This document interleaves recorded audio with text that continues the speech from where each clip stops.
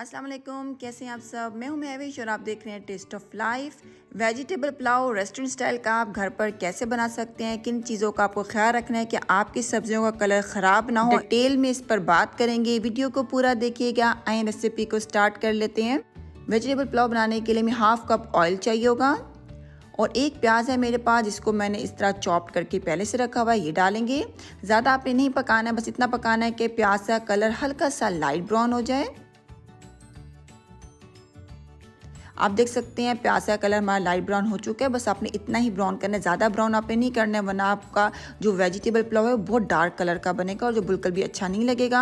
यहाँ पर देखिए मेरे पास कुछ उबली हुई सब्जियाँ हैं, इसका इस्तेमाल करेंगे, जिसमें हाफ कप आलू हैं, हाफ कप मटर, हाफ कप कॉर्न और हाफ कप ही हमारे पास गाजर है, जिसे मैंने 80% जो है पानी में बॉईल करके पका लिया था। आप चाहें तो प्याज के साथ भी सब्जियों को पका सकते हैं थोड़ा सा पानी डाल के, लेकिन उससे क्या होगा कि आपकी सब्जियों का कलर थोड़ा सा डार्क हो सकता है। अगर आपको सब्जियां डार्क पसंद हैं तो आप प्याज के साथ बिल्कुल सब्जियों को पका सकते हैं थोड़ा सा पानी डाल के।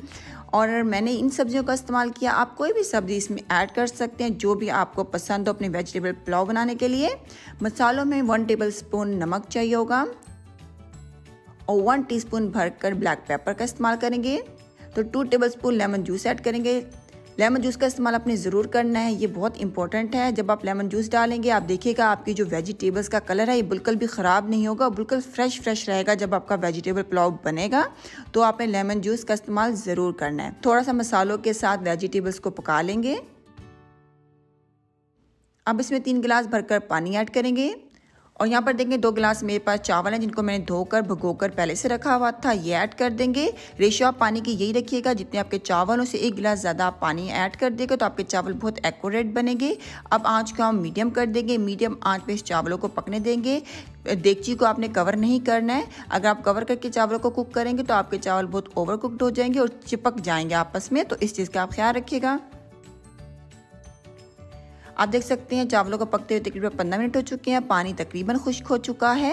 अब हम आंच को लो कर देंगे, लो आंच पे दम पर इन चावलों को हम पकने देंगे 10 से 15 मिनट। देगची को कवर कर देंगे।